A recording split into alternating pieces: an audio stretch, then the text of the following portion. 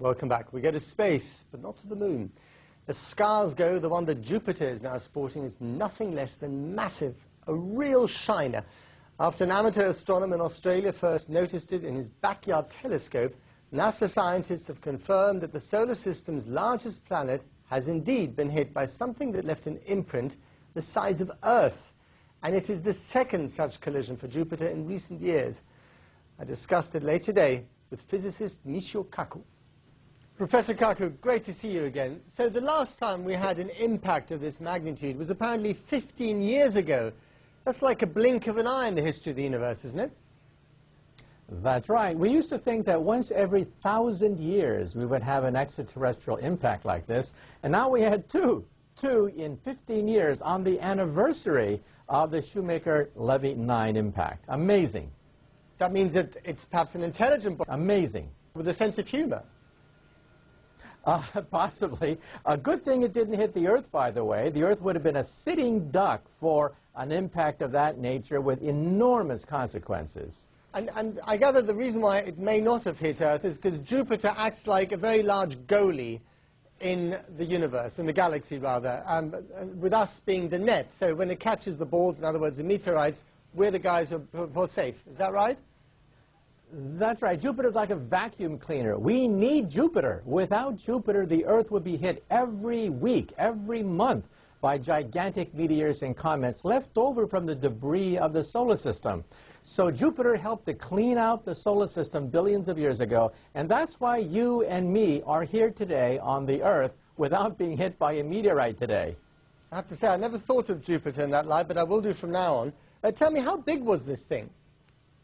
Well, if it was like what happened 15 years ago, it was about a mile across, came in at about maybe 100,000 miles per hour, and created an impact, a fireball the size of the Earth.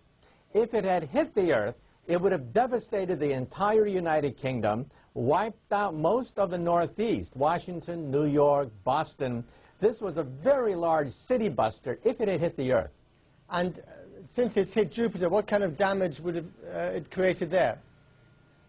Well, if we could judge from what happened 15 years ago when 20 comets slammed into this gigantic planet, we once thought that it would be nothing. Jupiter is so big, it would be like a mosquito bite. We were wrong. We now realize that the fireball created by an object just a mile across could be the size of the planet Earth. So we had to revise all our estimates of what an impact would look like if something were to hit the Earth, and also the frequency. 2 events in 15 years. That is incredible. And what exactly was it made of, this thing? Well, we're not sure. Probably ice.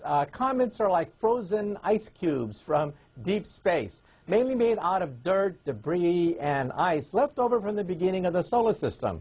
So they're like a time capsule. That's why we love to study comets. They tell us about the original solar system 4.5 billion years ago.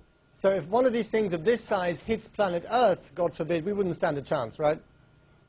Not a chance. Forget Hollywood and all those movies. The space shuttle simply goes around the planet Earth. It doesn't go anywhere.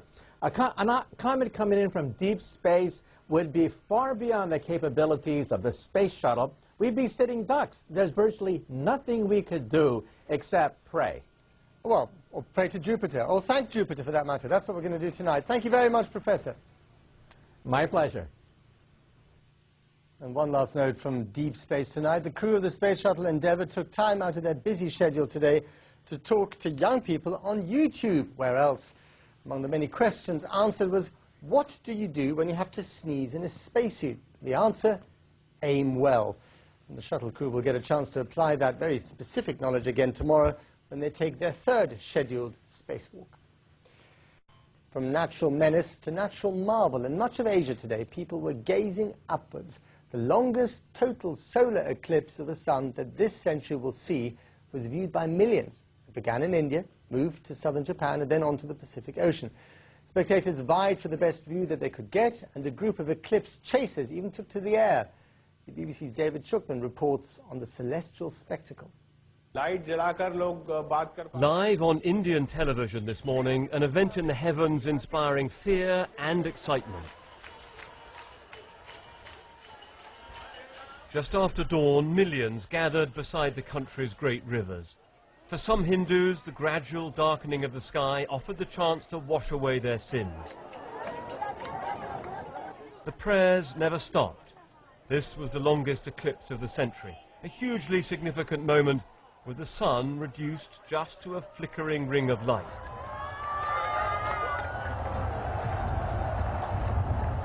Many in the crowds continued their worship during these long minutes of darkness. High above the monsoon clouds, an even more spectacular view from a plane. The diamond glint of the sun as it starts to break out and reappear. It's very powerful to have a night in the middle of the day. One thing interesting was when you looked up, there was a star, a bright star in the sky. But further east, the shadow of the moon reached Thailand, where many believe an eclipse means trouble. This ceremony is for protect our country because it is the time of a very bad time, bad period. Across Asia, this was a memorable day. And the next eclipse this long, not for 123 years. David Shookman, BBC News.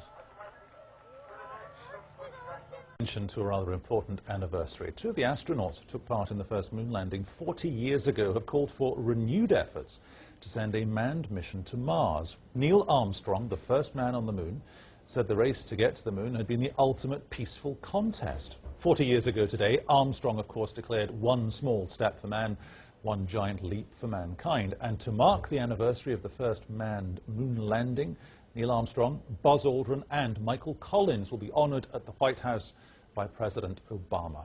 Our science correspondent Palab Ghosh remembers the day that human endeavour reached new heights. It's one small step for man, one giant leap for mankind. Humanity's finest moment. Neil Armstrong becomes the first man to set foot on the moon. He's followed by Buzz Aldrin, and together they claim the lunar surface. It began at the Kennedy Space Center on July 16th, 1969. We have liftoff. And so begins a journey that will change the world forever. Neil Armstrong and his crew are on the ride of their lives. 4 days later, and 40 years ago today, they orbit around the moon.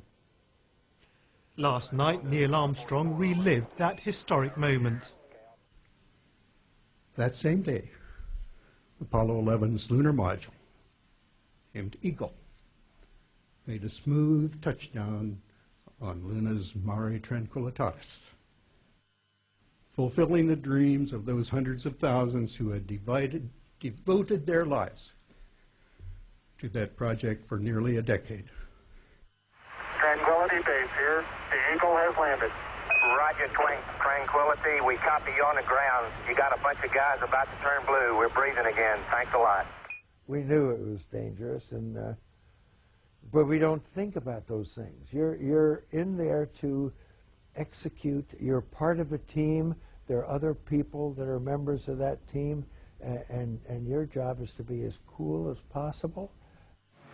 They return to a hero's welcome and the dream of a new era of space travel. Many people thought that by now we'd be routinely living on the moon. But in 1972, the world lost interest in the moon missions, and so the Apollo program was scrapped. NASA's plans to send astronauts back to the lunar surface by 2020 are likely to be delayed because of the current economic crisis. But some believe that one day we will once again make that giant leap and return to the moon. Palab Ghosh, BBC News.